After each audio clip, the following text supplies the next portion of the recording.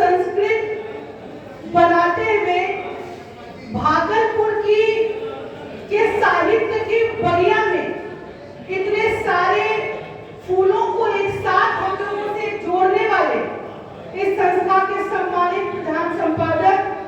आदरणीय डॉक्टर देवेंद्र नाथ शाह जी, इस संस्था के आदरणीय संपादक मेरे अभिभावक तुल्य आदरणीय डॉक्टर प्रेमचंद पांडे जी, प्रबंध संपादक सदैव मुस्कुराने वाले आदरणीय महेंद्र मयंक जी, इस प्रसाद में उपस्थित अभी मंच पर जिनकी उपस्थिति हुई है, मेरे हृदय के बहुत ही निकट मेरे गुरु जिनसे मैंने अपने स्कूली शिक्षा ग्रहण की है, ऐसे आदरणीय परम विद्वान पंडित शंभुनाथ शास्त्री जी, हम सबों के बीच अंग की संस्कृति को अंगिका के माध्यम से विभिन्न साहित्यिक रचनाओं को कलम से सुशोभित करने वाले आदरणीय कृष्णा सिंह जी, मंचासीन सभी इस संस्था के पदाधिकारीगण, और मैं देख पा रही हूँ कि मेरे इस अंग की धरती पर विभिन्न जिलों से, विभिन्न राज्यों से, राष्ट्र के अनेक कोनों से पधारने वाले इतने विद्वज्जन हैं। तो मैं सबसे पहले अपनी ओर से डॉक्टर प्रीति शेखर, मैं आप सभी का इस अंग की धरती पर बहुत बहुत स्वागत और अभिनंदन करती हूँ, आशा चंदन करती हूँ। कहा गया है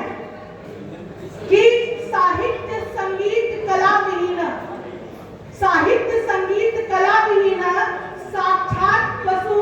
कुछ विषाद हीन। और ये सब कहा नहीं गया है, बल्कि मेरे सहज ही सम्मान के पात्र जितने लोग यहाँ बैठे हैं, इतने विद्वज्जन यहाँ पर बैठे हैं, इस पंक्ति को निश्चित रूप से लोगों तक पहुंचाने का काम साहित्य के जरिए, अपनी कला के जरिए, अपनी संस्कृति के जरिए जन जन तक पहुंचाने का जो बीड़ा आपने उठाया है, सब लोग भारतवर्ष में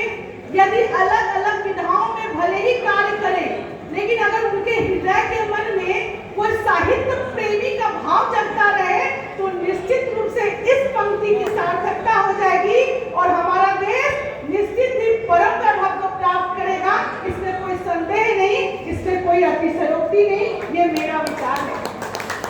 और इस देश के पूर्व प्रधानमंत्री परम श्रद्धेय अटल बिहारी वाजपेयी जी ने भी कहा था कि अगर इस देश की बागडोर किसी कवि को, साहित्य प्रेमी को अगर दे दी जाए तो अन्य की अपेक्षा वो सबसे ज्यादा सहजता से, सरलता से, कोमलता से, भावुकता से अपने देश की गति को चला सकते हैं, अपनी सत्ता को चला सकते हैं, ये उन्होंने कहा था। इसीलिए आज मैं भी भले